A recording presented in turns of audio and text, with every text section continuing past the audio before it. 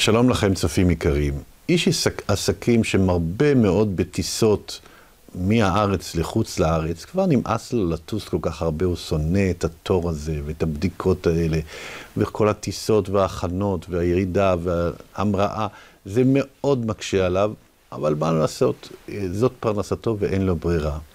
יום אחד הוא הגיע באיחור לשדה התעופה, הוא נכנס רגע לחנות, בתוך שדה התעופה, קנה לעצמו שקית של עוגיות, שם אותה בתיק, ומחכה לרגע שהכניסו את האנשים למטוס. הגיע למטוס, לקח את התיק, שם אותו בתא אחסון שמעל ראשו, ומתיישב.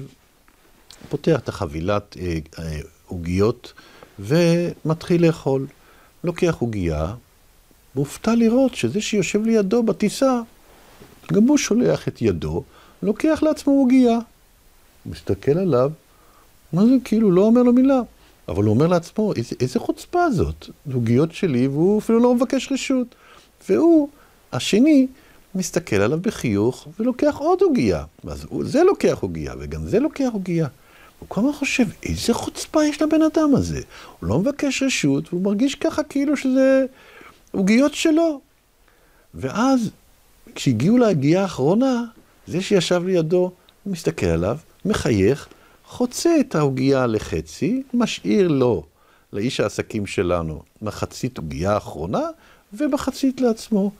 ואז חושב האיש העסקים, איזה חוצפה, הוא נדבן על חשבוני? משאיר לי רק חצי? טוב, מה הוא יעשה? עברה הטיסה, הוא זכה רק לחצי מהחבילת עוגיות הללו, הגיע לשדה התעופה במקום יעדו, עצר מונית, ונוסע למקום שהוא צריך להיות שם. לפני שהוא משלם לנהג המונית, לפני שהוא יורד, הוא פותח את התיק שלו, והוא מופתע לראות שבעצם שקית העוגיות, הוא לא הוציא אותה מהתיק שלו.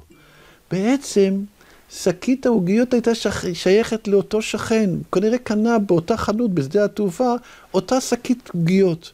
אני חשבתי שהוא החוצפן, אבל מתברר שאני הייתי זה החוצפן. אני לקחתי כל פעם עוגייה, והוא עוד מחייך אליי, ולא אומר לי מילה, ואפילו בעוגייה האחרונה, בתוך חיוך, הוא היה נדבן ונתן לי את החצי שנותר.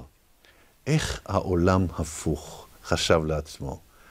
כך למדים אנו, לפעמים, אמר לנו פעם מפקד אחד בצבא, שאתה מאשים את השני באצבע הזאת, הוא אומר, הוא לא בסדר, שים לב ששלושת האצבעות האלה מכוונות נגדך.